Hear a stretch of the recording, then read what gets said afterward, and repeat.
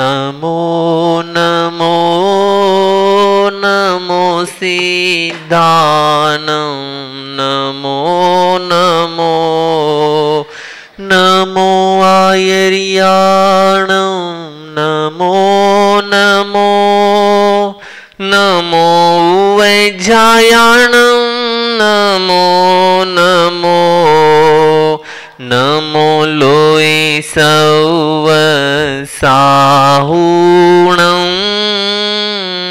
ईसो पंच नमोकारो ईसो पंच नमोकारो सौव पावपनासनो मंगलानं च सौवेसिं परमं हवै मंगलं मंगलानं च सौवेसिं परमं हवै मंगलम्।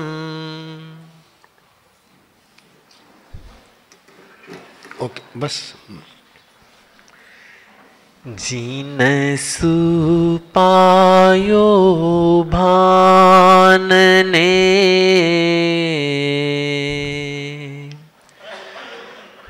ज्ञान नेत्रदाता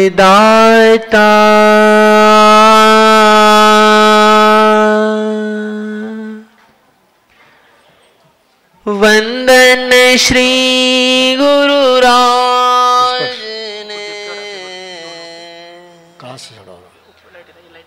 मोक्ष मार्ग दाता प्रभु जी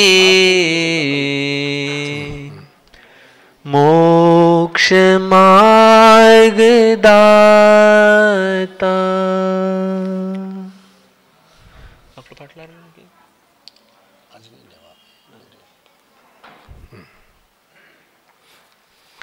चाहे सारे तीर्थ कर लो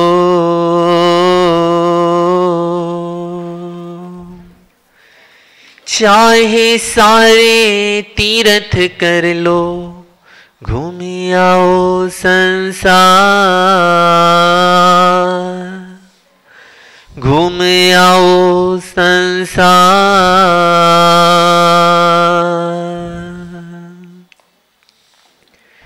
शरण गुरु की जो नहीं आया जीवन है बेकार शरण गुरु की जो नहीं आया जीवन है बेकार। चाहे सारे तीर्थ कर लो चाहे सारे तीर्थ कर लो घूम आओ संसार घूम आओ संसार। शरण गुरु की जो नहीं आया जीवन है बेकार शरण गुरु की जो नहीं आया जीवन है बेकार। घिरने ना दे कभी कर्म से जाने मन की भाषा घिरने ना दे कभी कर्म से जाने मन की भाषा। सच्चे दिल से जो भी ध्याता करते दूर निराशा सच्चे दिल से जो भी ध्याता करते दूर निराशा। पकड़ के बाहें भवसागर से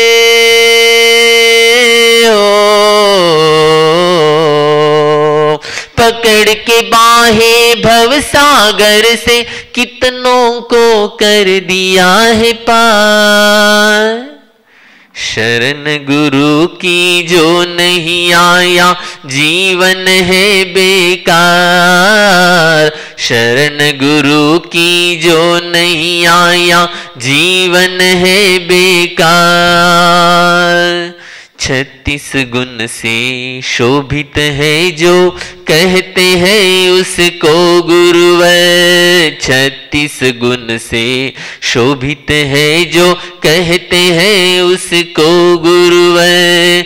अपनी शक्ति से शरणागत को पार लगाते हैं गुरुवर। अपनी शक्ति से शरणागत को पार लगाते हैं गुरुवर। नफरत की दीवारें तोड़ो,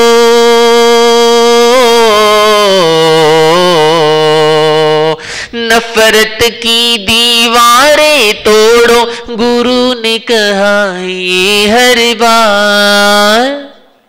शरण गुरु की जो नहीं आया जीवन है बेकार। शरण गुरु की जो नहीं आया जीवन है बेकार।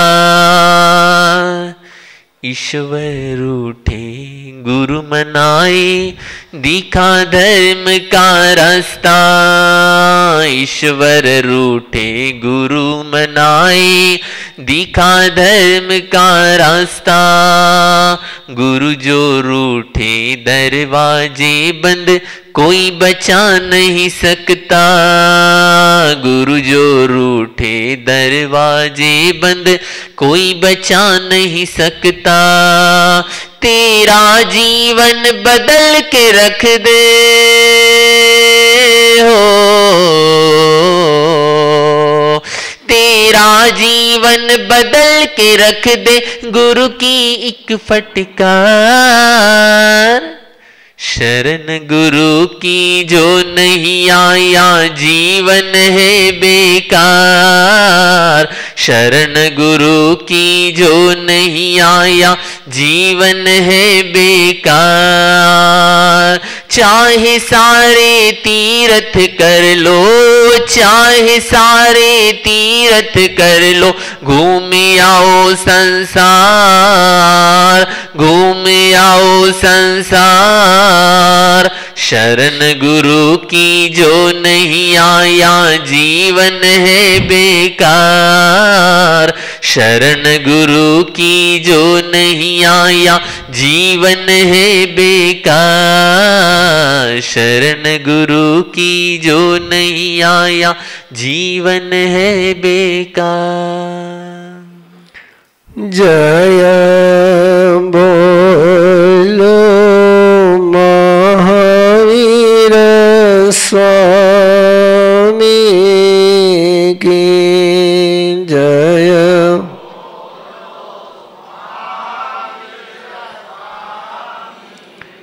घट घट के अंतर्यामी की घटक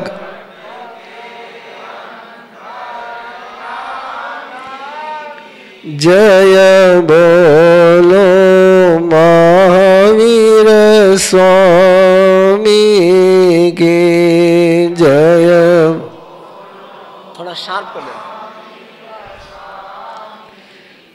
हो लाख बार प्रणाम तुम्हें हो।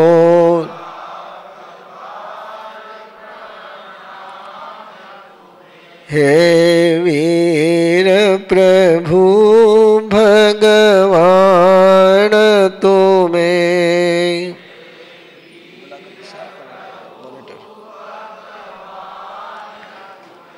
मुनि दर्शन मुक्ति गामी की मुनि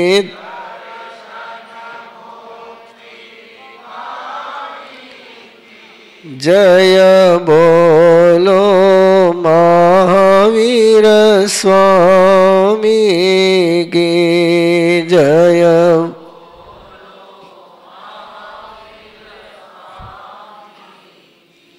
परम सदेश पूज्य गुरुदेव की चरणों में कोटि वंदना। विराजमान सही सी तीर्थेश्वर श्री महाराज साहब, उपस्थित भव्य आत्माओं, सबसे पहले तो आप सभी को नूतन संवत्सर के लिए आपके जीवन में भी नया वसंत आ जाए, ये मंगल कामना है। सुन रहे थे कल आप, स्पष्ट नहीं जा रही, मेरी आवाज स्पष्ट नहीं आ रही? आ रही आ रही ना बराबर? ओके ओके, ठीक है भैया, आ रहे ओके ओके।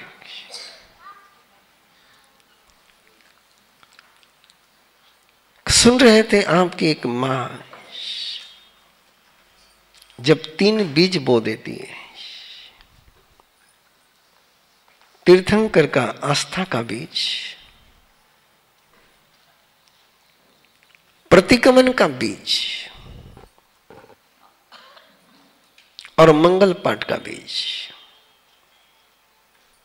जब भी आप गुरुदेव के तरफ देखोगे तो ये सारी 3 बीजों का ही नंदनवन नजर आएगा। चाहे रतन ऋषि जी महाराज साहब हो, चाहे पंडित राजधानी त्रिपाठी हो, उन्होंने जो भी किया वो अनूठा किया, अद्भुत किया, लेकिन सिंचन किया।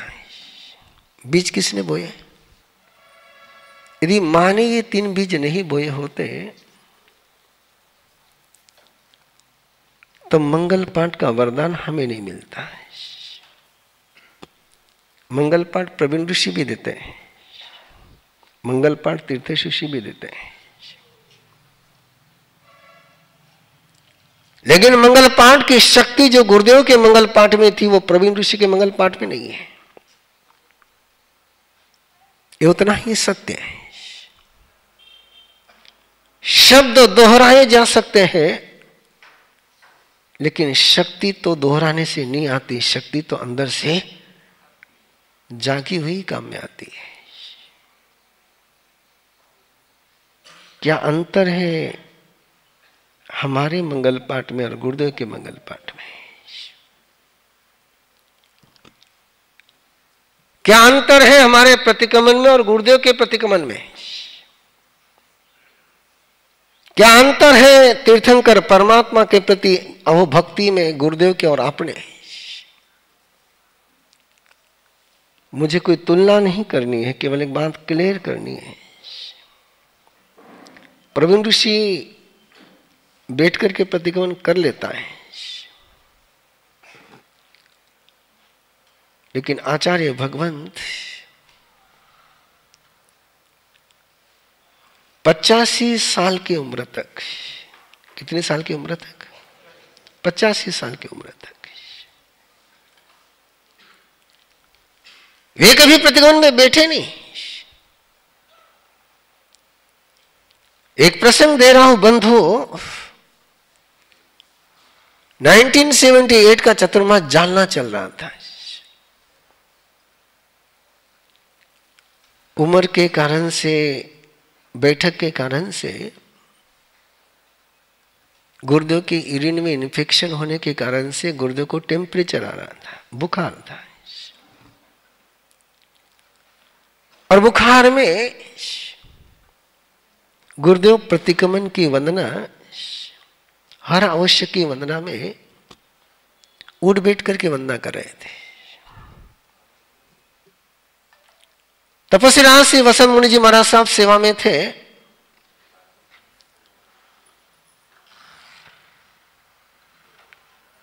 उन्होंने जाकर के आगे बढ़कर के निवेदन किया कि गुरुदेव आपको बुखार है, आप भाव वंदना बैठ बैठ करके कर लो। गुरुदेव ने कोई जवाब दिया नहीं, लेकिन वंदना जारी रखी। चौथा आवश्यक आया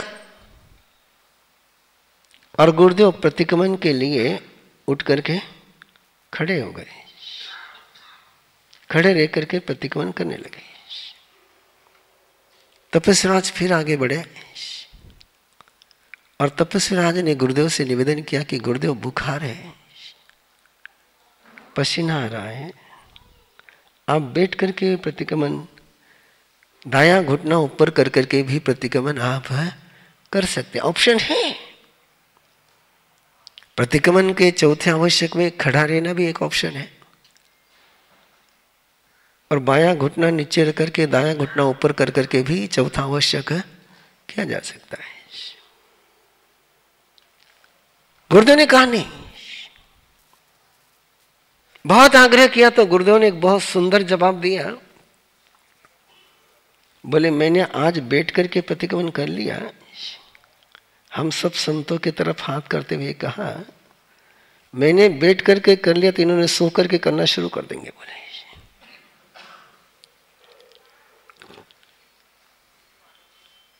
प्रतिक्रमण के प्रति ये जो अहोभाव उनके मन में था, गुरुदेव बार बार प्रेरणा के शब्दों में हमें जगाते थे कि तीर्थंकर नाम कर्म के 20 रास्ते हैं बांधने के। तीर्थंकर बनने के रास्ते कितने हैं? 20 रास्ते। पापी बनने के रास्ते 18 ही है। पापी बनने के रास्ते कितने हैं? पुण्यशाली बनने के रास्ते कितने? 9 ही है। लेकिन तीर्थंकर बनने के 20 रास्ते हैं। उन 20 रास्तों में एक रास्ता है, बोले प्रतिक्रमण करते हुए कहीं रसायन आ जाए, कोई उत्कृष्ट भाव का स्पर्श हो जाए तो प्रतिक्रमण करते करते भी तीर्थंकर नाम कर्म का बंद हो जाता है। ये आस्था उनके मन में थी। मैं आग्रह करूंगा कि जो लोग प्रतिक्रमण करते हैं वो इस बात को साथ में लेकर के जाएं, और जो प्रतिक्रमण नहीं करते हैं वो इस बात को जरूर नए साल में शुरू करें। ये 3 सूत्र, ये 3 बीज मैंने कल माताओं से कमिटमेंट ली है कि अपने संतति के जीवन में वो बीज बोएगी। मैं आपसे कहना चाहूंगा, इतिहास के पन्नों में गुरुदेव के भाई का नाम भी लापता है और गुरुदेव के बहन का भी नाम नादर्द है। गुरुदेव के बड़े भाई का नाम भी नहीं है कहीं पर, और गुरुदेव के बहन का भी नाम कहीं नहीं है। मां का नाम जिंदा किसी ने रखा तो नेमीचंद ने रखा है। पिता का नाम जिंदा है तो उस बेटे के कारण से नहीं जो पिता की दुकान के गद्दी पर बैठा है। उस बेटे के कारण से पिता का नाम आज जुबान पर है जो बेटा प्रभु की गद्दी पर आया है। ऐसे 3 बीज बोई है कि आपके संतति का जीवन भी नंदनवन हो जाए, और उनके पास कोई आ भी जाए तो उसका जीवन भी खुशियों से भर जाए।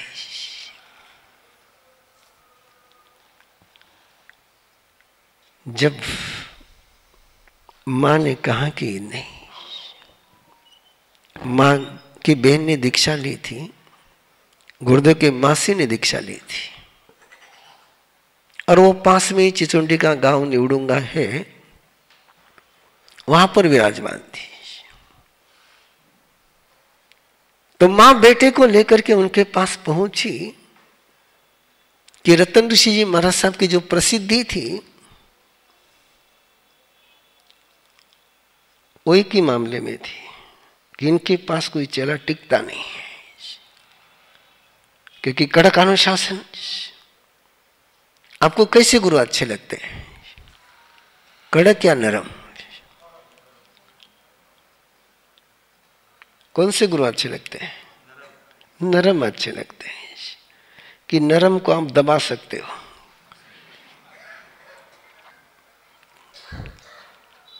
तो एक बार क्लियर करिए, आपको गुरु चाहिए कि गुलाम चाहिए? गुरु भी चाहिए, और जिसको तुम दबा सको वो भी चाहिए। हाँ?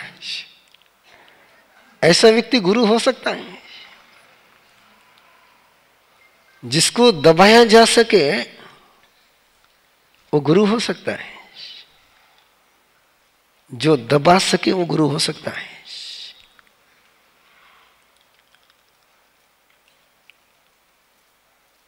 जिसको कोई भी आकर के निगल जाए वो गुरु।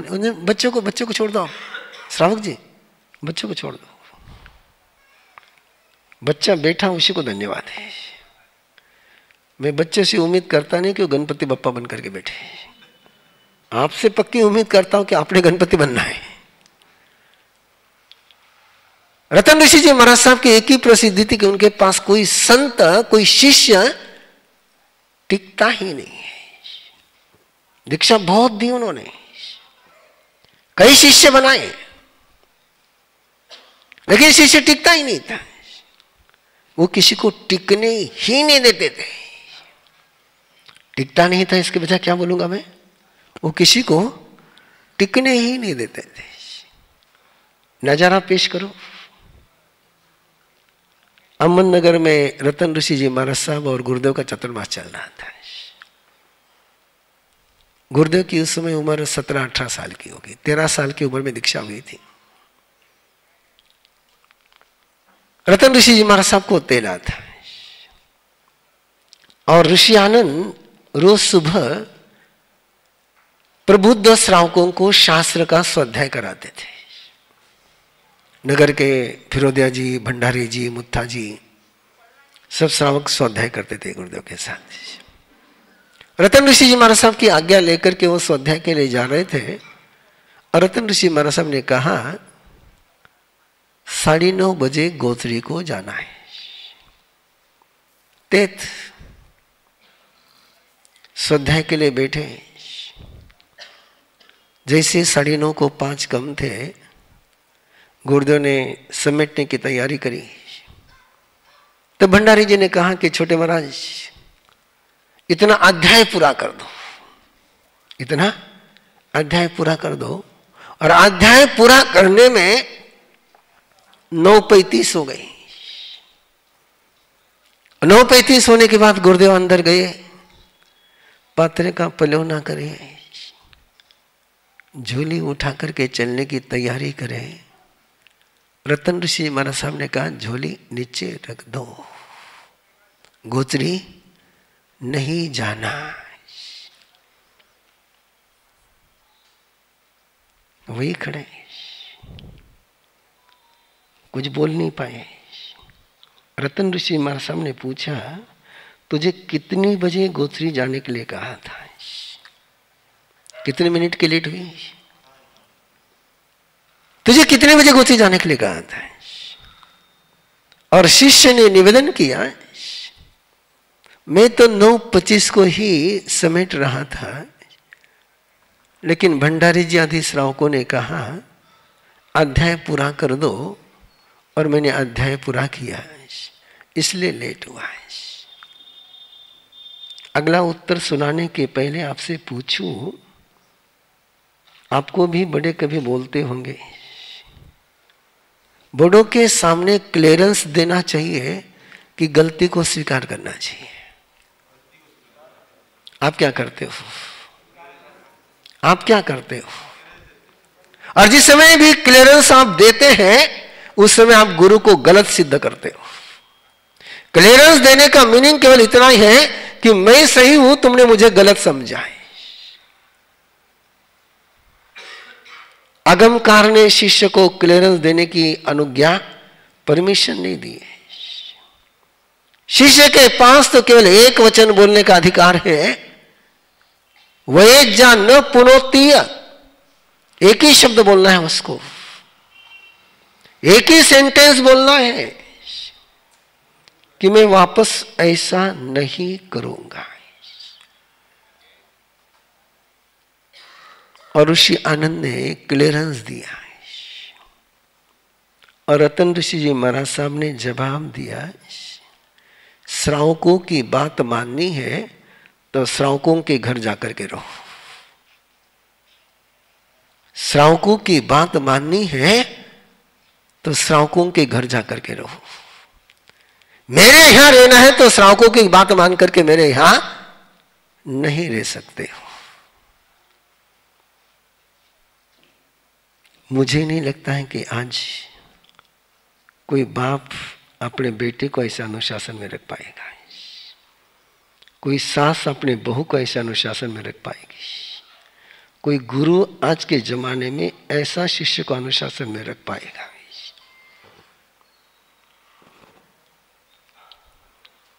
यह अनुशासन था जहां एक्सक्यूज सुनने के कान ही नहीं थे,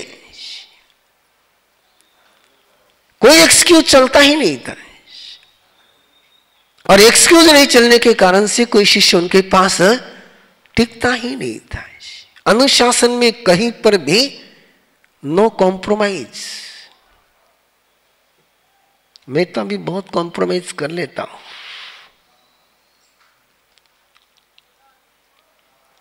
बहुत कॉम्प्रोमाइज कर लेता हूं। सोहन जी कॉम्प्रोमाइज करता हूं नहीं करता हूं? हाँ हाँ जी गुरुदेव, अभी जी गुरुदेव। इसलिए तो सोहन जी लाते, यदि मैं कॉम्प्रोमाइज करने का इनकार करूं तो कौन प्रवीण ऋषि। लेकिन याद रखना बंधु, इस देश को इसके पहले जितने पीएम मिले सारे कॉम्प्रोमाइज करने वाले मिले, और इस समय देश को वो पीएम मिला जो कॉम्प्रोमाइज है, और इसलिए देश एक अलग रास्ते पर चल रहा है।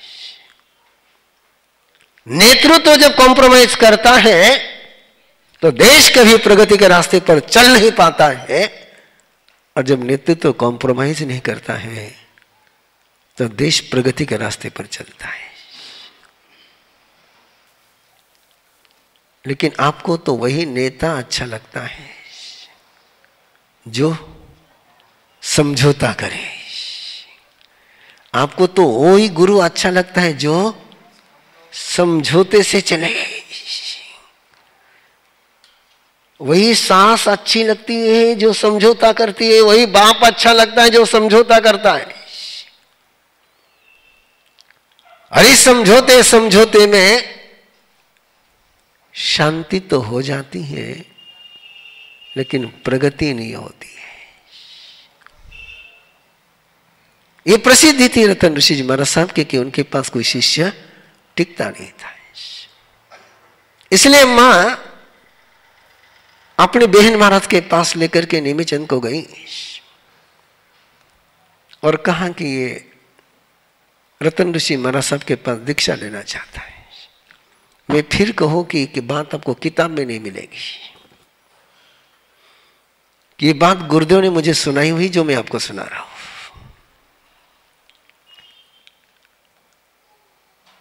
तो जैसे ही मासी जी महाराज ने नेमीचंद को कहना शुरू किया, थाने मालूम है थारा गुरु जी किसका गुस्सा करे, तो देखियो मैंने तो उनका कहने उनको गुस्सो झेली ला तू। और गुरुदेव ने बताया जैसी रतन ऋषि जी महाराज साहब के खिलाफ बोलना महासती जी ने शुरू किया तो मैं वहां से उठ गया बोले, और मैंने उनको कहा मैं तुमको वंदना नहीं करूंगा, तुम मेरे गुरु की निंदा करते हो, मैं तुम्हें वंदना नहीं करता, तुमने मेरे गुरु की निंदा करी।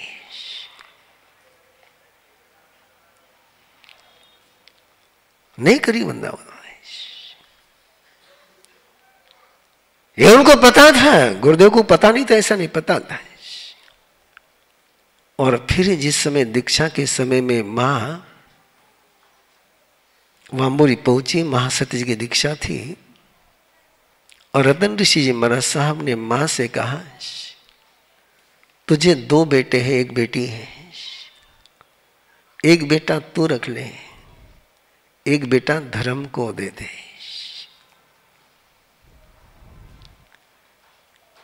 एक बेटा तो धर्म को दे देगी, शासन जयवंत हो जाएगा। और गुरु जब किसी को मांगता है तो उससे बढ़कर के सौभाग्य और कुछ नहीं होता है। जो गुरु की मांग को स्वीकार कर लेते हैं उनसे बढ़कर के पुण्यशाली कोई नहीं होता है। और मां ने गुरु की बात स्वीकार कर ली। मिक्सर सुदी नवमी को मिरी में 13 साल की उम्र में निमिचंद ऋषि आनंद बना है। अब एक नई यात्रा शुरू हो गई, एक नया ध्येय सामने आएगा, एक नया लक्ष्य, एक नया मार्ग सामने शुरू हो गया। एक ऐसे अनुशासना के साथ वो जीना शुरू किया। मैं पहले दिन से आपको पूछ रहा हूं, चोट खानी चाहिए नहीं खानी चाहिए? भूलो मत, बोलते जाओ। चोट खानी चाहिए, लेकिन चोट खाकर के टूटना नहीं चाहिए, निखरना चाहिए। चोट तो मिलती ही मिलती है, तुम खाना चाहो नहीं खाना चाहो, ठोकर तो लगनी ही लगनी, चोट तो होनी ही होनी, प्रहार तो होने ही होने हैं, चाहे गुरु का होगा चाहे गुंडे का होगा, या हमले तो होने ही होने। या तो धर्म के अनुशासन में रहो या तो कर्म के अनुशासन में रहो। अनुशासन में तो रहना ही होगा। यहां रहोगे तो परमात्मा के अनुशासन में रहोगे तो एक दिन परमात्मा बन जाओगे। और परमात्मा धार्मिक के अनुशासन में, नरक पालों के अनुशासन में, यम देवता के अनुशासन में, नरक में कितना ही कष्ट झेलोगे तो कभी मूर्ति नहीं बन पाओगे।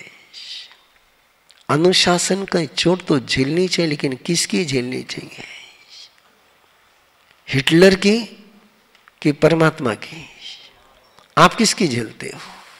नहीं बोलना मत, नया साल है ना। ऐसा तो एक भी व्यक्ति नहीं होगा सभा में बैठा हुआ कि जिसने किसी की फटकार नहीं खाई हो, किसी का हमला न झेला हो, किसी का अनुशासन नहीं झेला। और मैं तो बहुत बार कहता हूं, ये हमारे जवान लोग अपनी बाप की बात मन के खिलाफ हो जाए तो तुरंत मजे नहीं चलेगा। ये हमारी बहुए सास थोड़ा सा मन के खिलाफ बोल दे, हाँ मैं सुनने वाली नहीं हूं। लेकिन इन सारे बेटों और बहुओं को पूछो, जब दुकान पर बैठते हो कस्टमर के ऊपर ऐसा रोब जमा सकते हो क्या?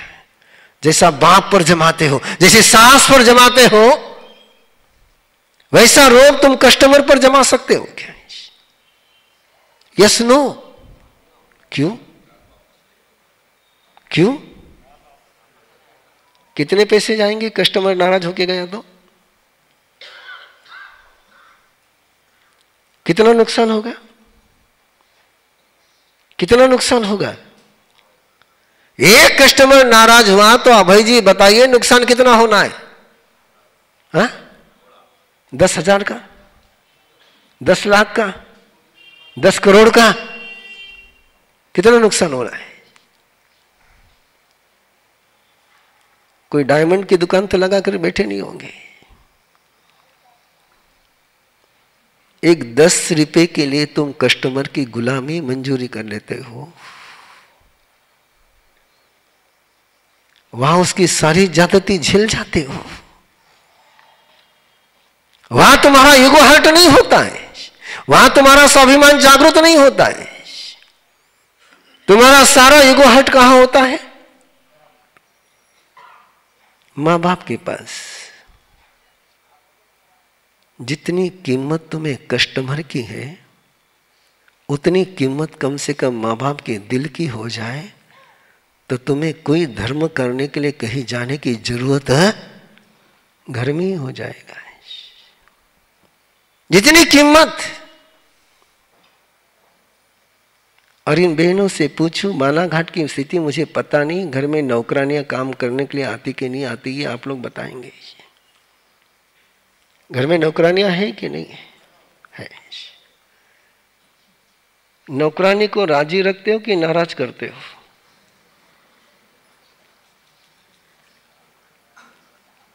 हेलो, किस किस की हिम्मत है नौकरानी को नाराज करने की? हाँ,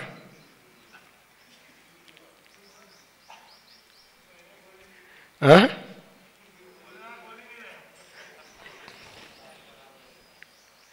कौन हिम्मत करता है नौकरानी को नाराज करने की?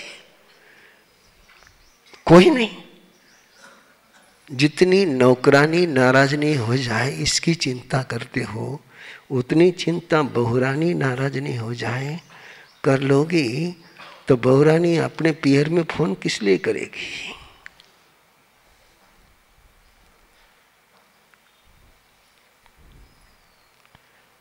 और कितना ही नौकरानी को तुमने राजी रख लिया तो नौकरानी तुम्हारे वंश को चलाने वाली नहीं है।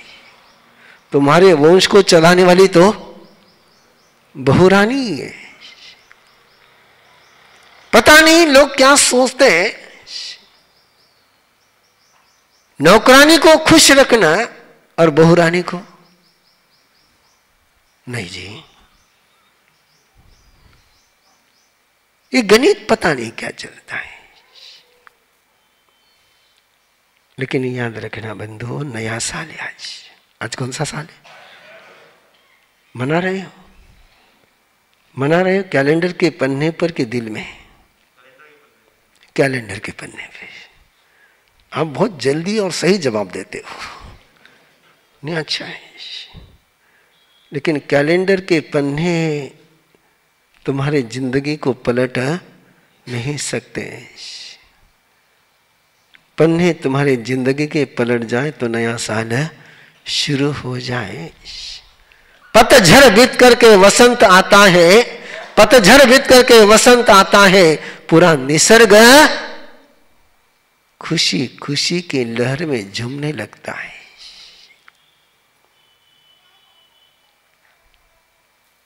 काश अपने भी जिंदगी का पतझड़ बीत जाए और वसंत ऋतु शुरू हो जाए। काश आपके भी दिल की अयोध्या में राम का आगमन हो जाए। राम का आगमन कहाँ हुआ था? अयोध्या में। अयोध्या का मीनिंग समझते हो ना? अयोध्या, अ यानी नहीं, जहां युद्ध होता नहीं है, जहां युद्ध होता नहीं है उसको अयोध्या कहते हैं।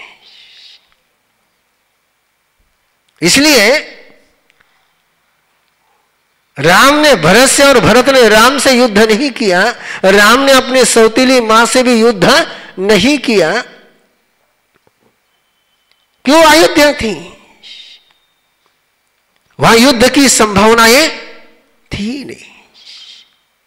मेरी एक ही मंगल भावना आज आपके लिए है, आपका दिल अयोध्या का हो जाए, आपका घर अयोध्या का हो जाए। और दिल और घर अयोध्या का हो जाए तो राम वनवास में भी रहेगा तो अयोध्या में राज तो राम का ही रहेगा।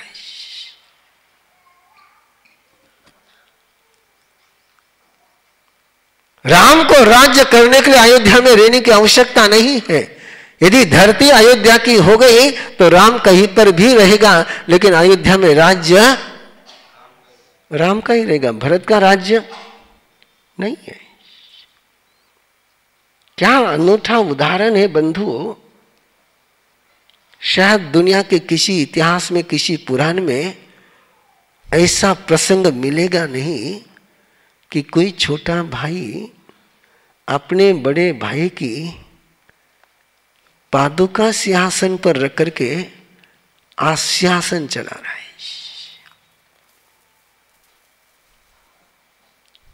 बड़े भाई को यह सम्मान, बड़े भाई के प्रति अहो भाव,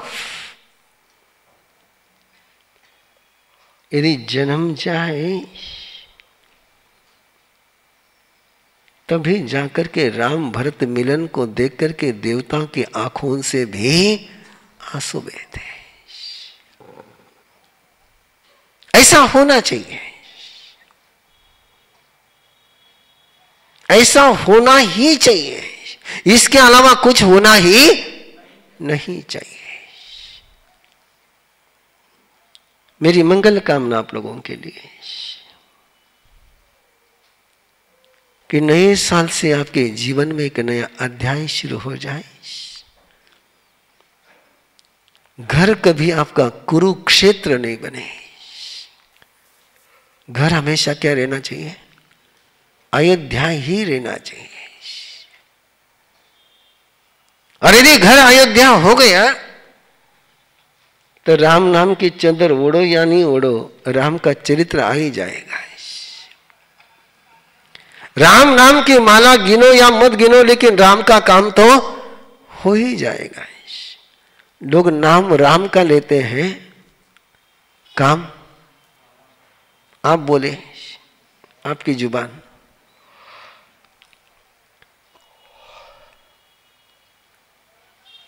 काश राम नाम के साथ काम भी राम जैसा हो जाए। मेरे इस मंगल कामना को स्वीकार करोगे कि हमारा घर, बोलो ना, सुनना चाहता हूं, हमारा घर अयोध्या होगा, जहां हम रिश्तों को जीने के लिए, जहां हम रिश्तों को जीने के लिए सत्ता और संपत्ति को आराम से छोड़ सकेंगे।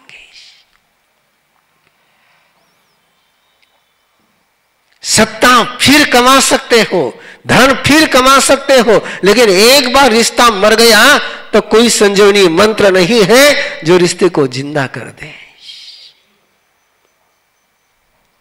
खोया हुआ पैसा भी कमाया जा सकता है, युद्ध में हारा हुआ भी जीत सकता है, लेकिन रिश्ते एक बार हार गए तो वापस जिंदा नहीं होते।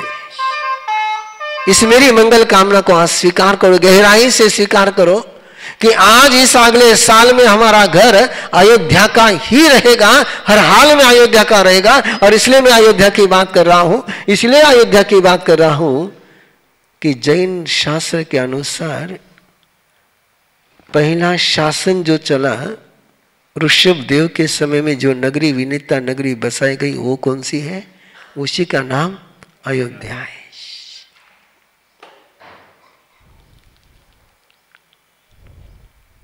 वही से शुरुआत है सारी। और इसलिए आज ये प्रण लेना ही चाहिए कि भाई से लड़ने के बजाय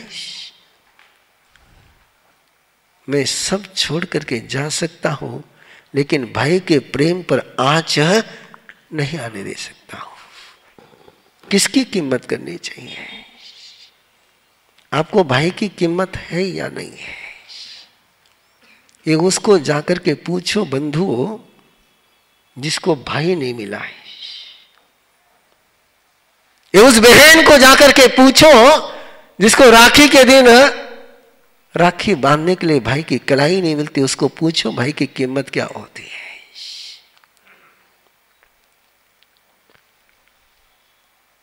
आओ एक संकल्प ले, एक अनूठा संकल्प ले कि हमारा घर विनीता नगरी अयोध्या बनेगी। और आपका घर अयोध्या हो गया तो बालाघाट तो अयोध्या हो ही गई। और एक बार बालाघाट अयोध्या हो गई तो तीनों ही समस्याओं का समाधान हो गया, जिसकी मैं बार बार जिक्र कर रहा हूं। न लव जिहाद रहेगा, न धर्मांतर रहेगा, न ड्रग रहेगा। उसके लिए जरूरत किसकी है? घर क्या बनना चाहिए? और घर अयोध्या बनी तो ड्रग के लिए जगह मिलेगी, ड्रग के लिए जगह मिलेगी। और घर अयोध्या नहीं मिला तो ड्रग को रोक पाओगे? इसलिए आज की 10 बज चुकी है, मैं रुक रहा हूं। बस आग्रह है कल के लिए।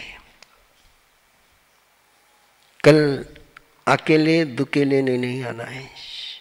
कल अकेले दुकेले ने नहीं आना है। बालाघाट के धरती पर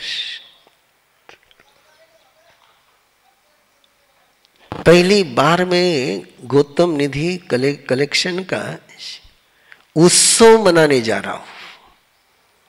कलेक्शन मैंने बहुत जगह कराए, गौतम निधि का संकलन मैंने बहुत जगह कराया है, लेकिन उत्सव कहां कर रहा हूं?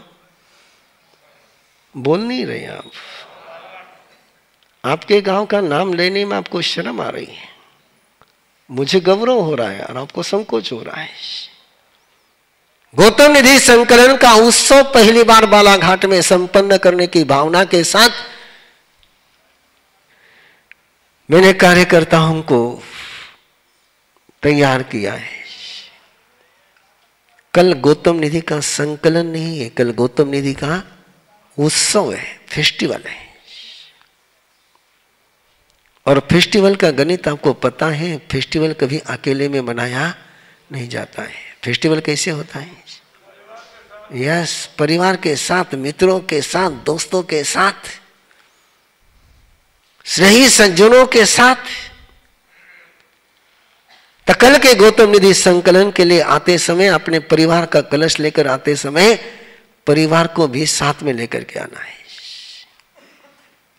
पूरे परिवार के साथ आना है, अपने पड़ोसी को लेकर के आ जाना।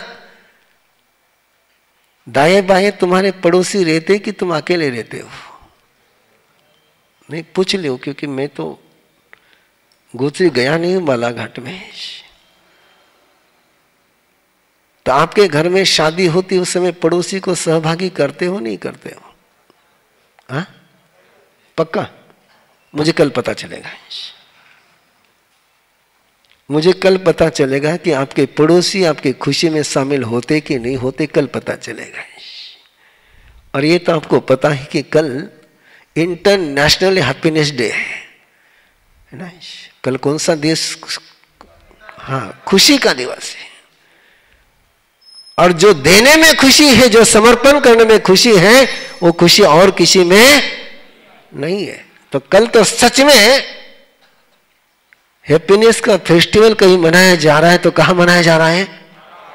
हाँ, बाकी तो पता नहीं फेस्टिवल कहीं, खुशी के फेस्टिवल को न बेहोश होकर के मनाएंगे, कोई डांस करके मनाएगा, कोई खा करके मनाएगा, कोई क्या क्या करके मनाएगा, पता नहीं, कोई धुएं में मनाएगा। लेकिन असली फेस्टिवल कहीं पर है। वो दाता बनने का जो खुशी का आनंद है, वो केवल बालाघाट में कल का उत्सव संपन्न होगा। और आना है कलश को लेकर के, बिल्कुल मस्ती से आना है, रास्ते पर से आना है, गाड़ी में बैठ करके आना नहीं, स्कूटर लाने नहीं, अपने घर से लेकर। तो लोगों को पता चलना चाहिए कि कलश जा रहा है। आपको आते आते लोगों ने पूछना चाहिए क्या मामला है।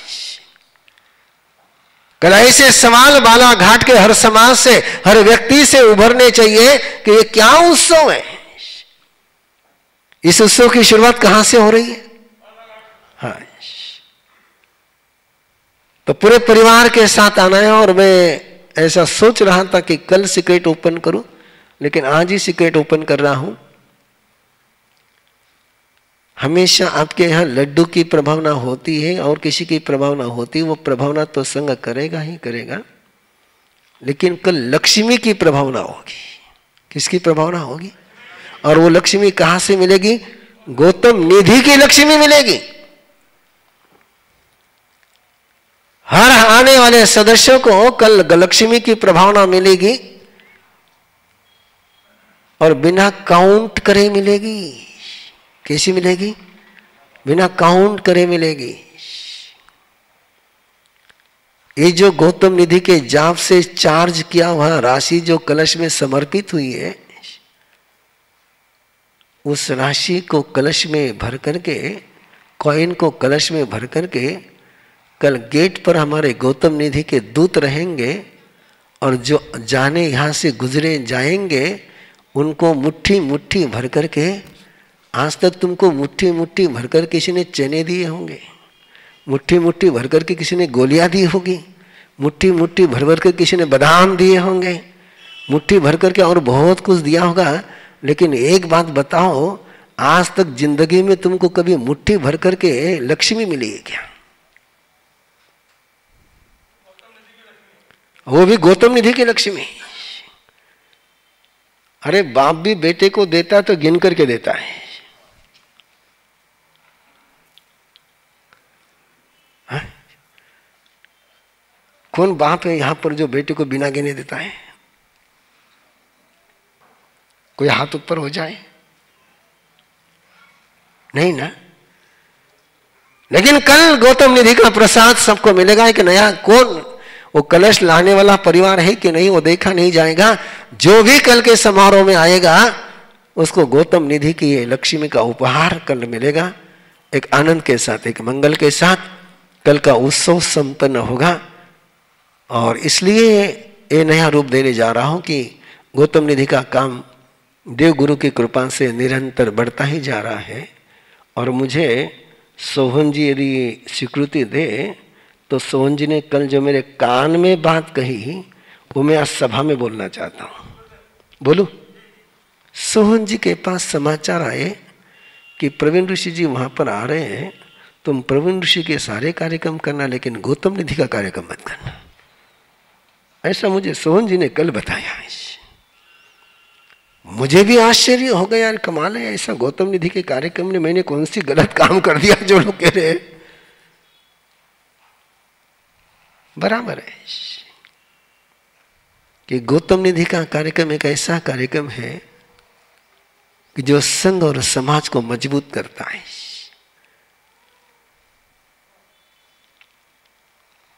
और शायद उनको डर लगाया होगा कि समाज एक हो जाएगा तो हमारी दुकान कैसे चलेगी। गौतम निधि क्या कर रही है? पूरे जैन समाज को एक कर रही है। वो तोड़ने का काम नहीं कर रही। किसका काम कर रही है? उसके कमेंटमेंट है कि बालाघाट में कोई परिवार दुखी है तो जिम्मेदारी गौतम निधि की है।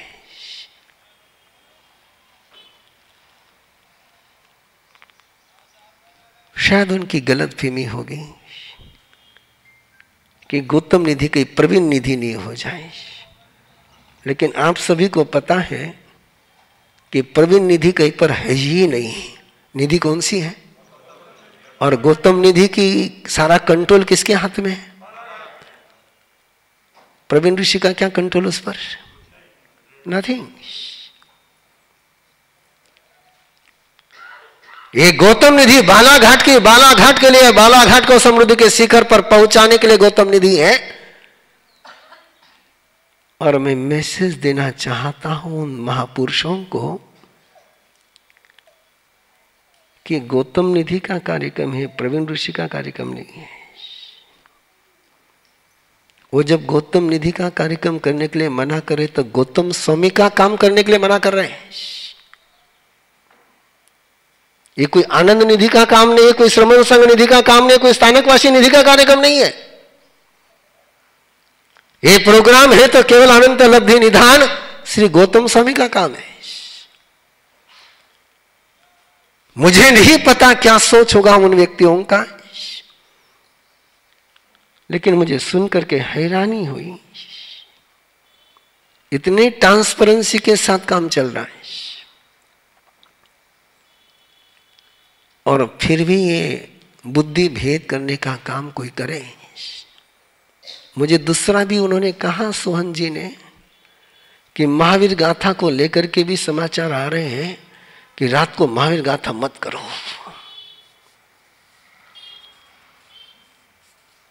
मैं महावीर गाथा कर रहा हूं, कोई शैतान गाथा कर रहा हूं क्या? हाँ? पचकान किसके होने चाहिए? शैतान गाथा के कि महावीर गाथा के? पचकान पचकान तो महावीर गाथा को करने के लिए मना करने वाले को सबसे पहले मना करनी चाहिए शादी में जो तुम्हारी मिजुक नाइट होती है, होती ही नहीं होती। संगीत संध्या उसकी मना करिए न सोहन जी उन्होंने कभी? नहीं ना। संगीत संध्या दिन में होती है, रात में होती है, उसकी मना नहीं है। मना किसकी है? ये महावीर के पुजारी है कि महावीर के दुश्मन है? महावीर कथा का विरोध करने वाले महावीर के भगत हैं। किसकी कथा कर रहा हूं मैं? प्रवीण कथा कर रहा हूं क्या? हा? मेरे पास भी समाचार आए कि आप रात को जाएंगे, रात को आएंगे, आपको कलपता है क्या? और मैंने कहा भैया मैं रात को कब जा रहा हूं, रात को कब आ रहा हूं? मैं कब जा रहा हूं वहां पर?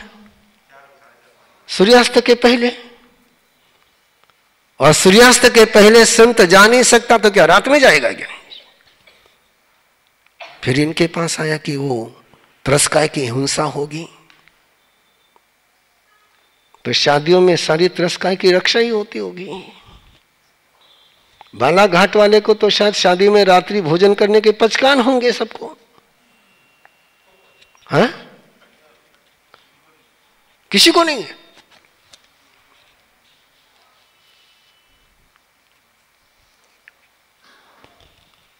पता नहीं। 1-1.5 घंटे तक व्यक्ति परमात्मा के साथ जुड़ेगा, परमात्मा की कथा के साथ जुड़ेगा, टीवी से बिछुड़ेगा, मोबाइल से बिछुड़ेगा, इंटरनेट से बिछुड़ेगा। कम से कम 1.5 घंटा किसी को गाली तो नहीं देगा? कम से कम 1.5 घंटा कोई गलत बात तो सुनेगा नहीं? कम से कम 1.5 घंटा कोई गलत काम तो नहीं करेगा? अरे यदि महावीर कथा आपने नहीं सुनी तो उस समय आप क्या करोगे? घर में बैठ करके ध्यान करोगे? हाँ?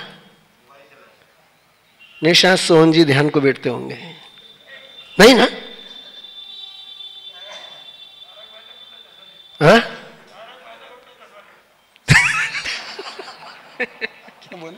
तारक मेहता का उल्टा चश्मा सीरियल है। मुझे तो पता नहीं, मैंने पूछा क्या है? बोले तारक मेहता का उल्टा चश्मा देखेगा, यूं ही उल्टे चश्मे बहुत है। महावीर कहता मैं सारे उल्टे चश्मे सुलटे हो जाएंगे, है ना?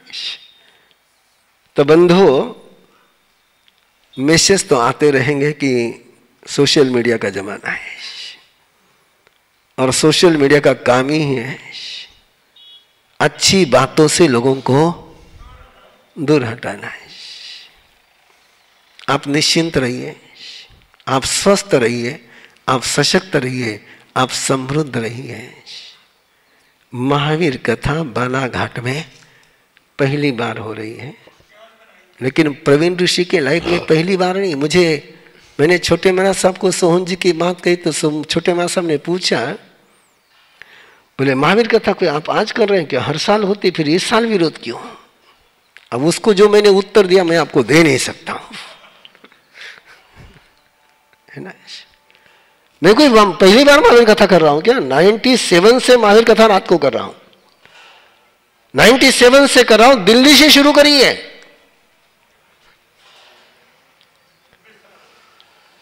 और अजमेर में करी है, और अजमेर में कथा जितमल जी चोपड़ा ने कराई है, और वो भी छिल्ला में खुले में करी है। आज ही क्यों? अब इसका जवाब तो उनको ही पूछना पड़ेगा कि इसके पहले खांसी नहीं आती थी, आप खांसी क्यों आ रही?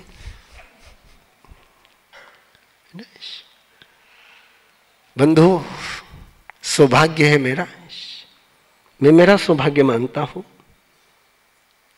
कि मुझे मेरे गुरुदेव की कथा और परमात्मा की कथा करने का अवसर मिलता है।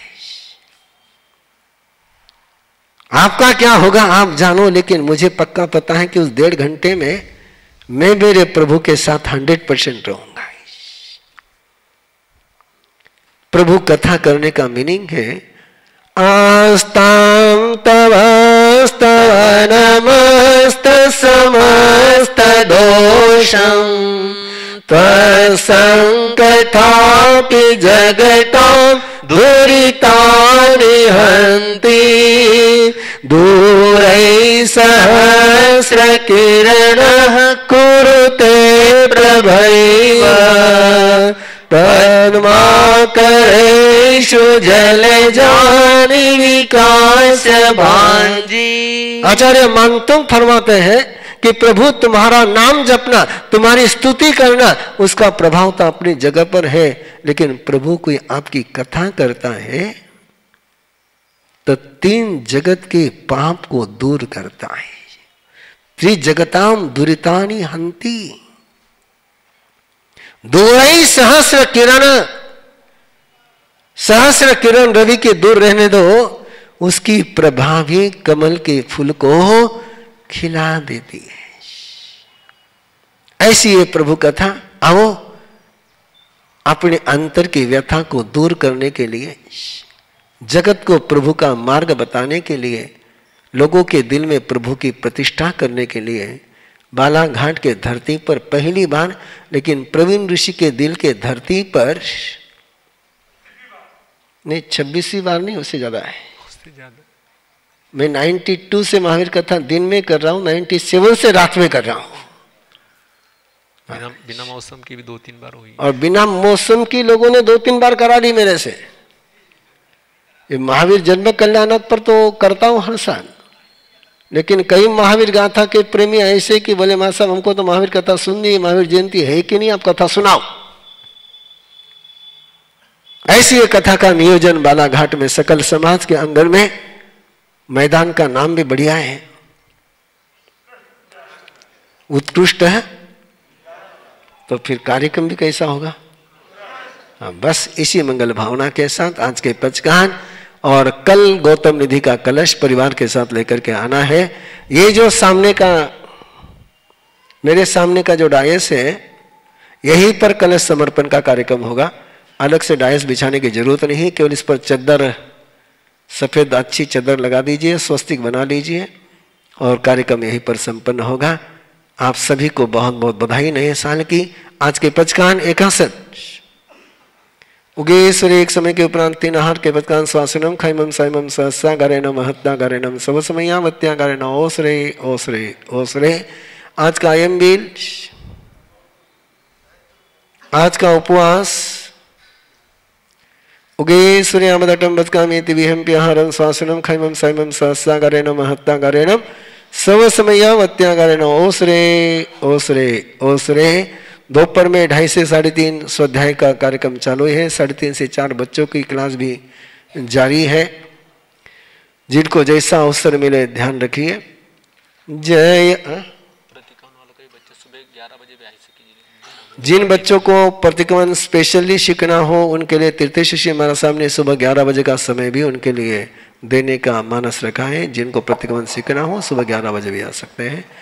जय आनंद आनंद गाए जा, जय आनंद आनंद गाए जा।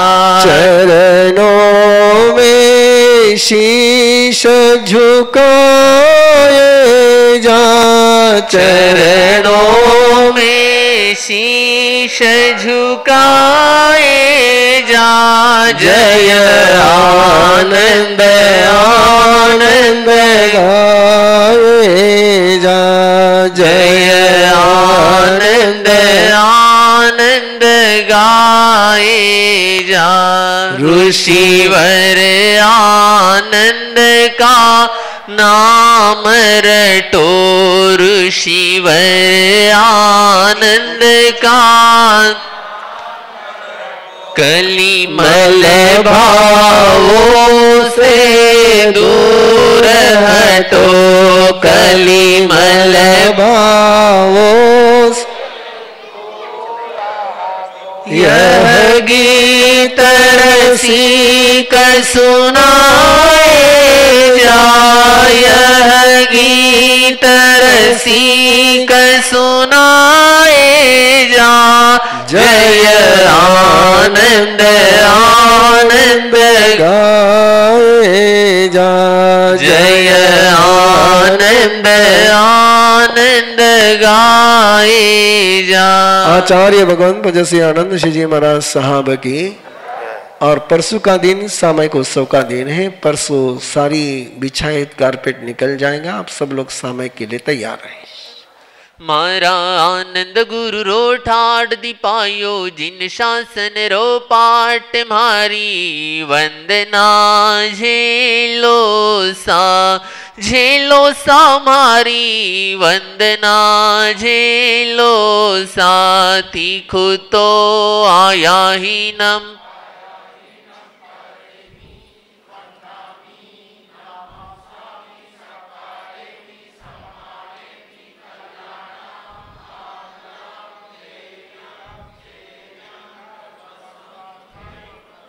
मारा अखियन राथे ज्योति, मारा हृदय राथे मोती।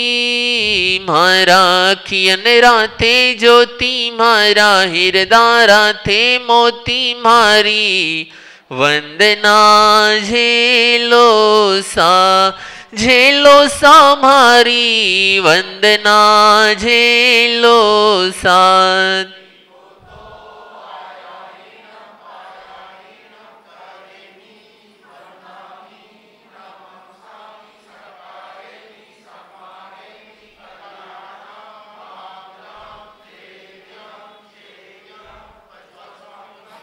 ऋषिवर आनंद गुरुवर नाथ दीजो जन्म जन्म रो साथ। ऋषिवर आनंद गुरुवर नाथ दीजो जन्म जन्म रो साथ। मारी वंदना झेलो सा मारी वंदना झेलो सा।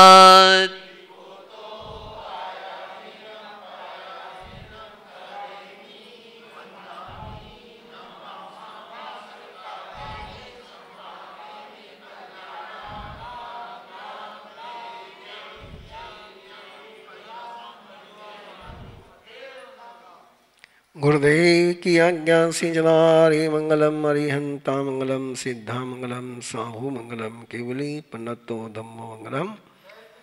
चदारी लघुतमा अरिहंता लघुतमा सिद्धा लघुतमा साहू लघुतमा केवली पन्नतो धम्मो लघुतमा। चत्तारी शरणं भवज्जामि अरिहन्ते शरणं भवज्जामि सिद्धे शरणं भवज्जामि साहू शरणं भवज्जामि केवली पन्नतम धम्मम शरणं भवज्जामि। चार मंगल चार उत्तम चार शरणा दुख हरिणा सुख करना और न शरणा कोई। जो भवे प्राणी करे आराधन अक्षय अमर पद होय।